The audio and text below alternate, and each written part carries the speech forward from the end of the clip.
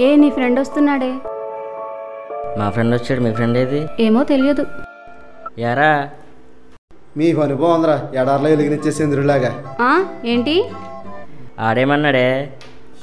ఆ మాటకు అర్థం మనం ఎందుకు పనికిరామని. యారా ఎందుకు అలా ఉన్నా? ఏమైంది?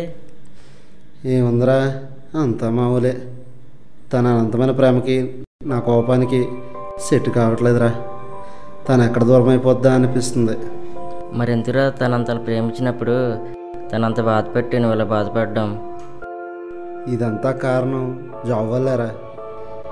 ఎప్పుడు చూసినా జాబ్ అంటావంటారా? జాబ్ ఇవ్వకపోతే రేపు సంపాదించుకోవచ్చు, కానీ సంజయ్ లాంటి మంచి అమ్మాయి నీకు ఎప్పటికీ దొరకదు, నీ లైఫ్లోకి ఎప్పటికీ రాదు. అవునరా మావా, నేను ఆలోచించా. సంజయ్ని చాలా బాధ పెట్టా. ఇక్కడ నుండి నా లైఫ్లో ఫస్ట్ అనేది సంజయ్ ఒక్కటేరా, తర్వాతే లైఫ్. సంజయ్ నా ప్రాణంరా. ఓకే మామ, బాధపడకు, నువ్వు అనుకున్నట్టే జరుగుతుంది.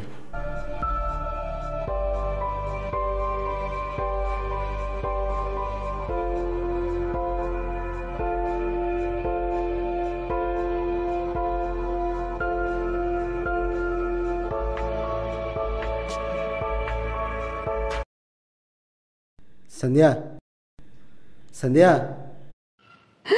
పిలిస్తే పలకం ఏంటి? చెయ్యదలరా.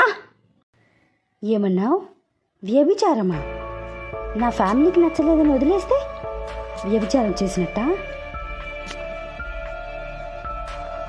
నిన్ను ప్రేమించడానికి నేను ఇంత దూరం రావడానికి కారణం ఎవరు?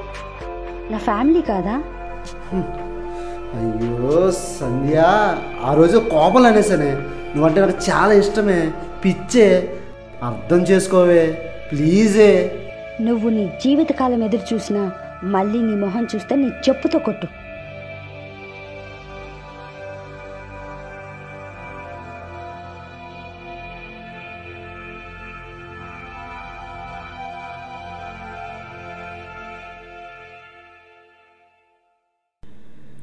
ఓకే, చాలా బాగా చెప్పు. ఒకవేళ మనస్పర్ధలు వస్తే,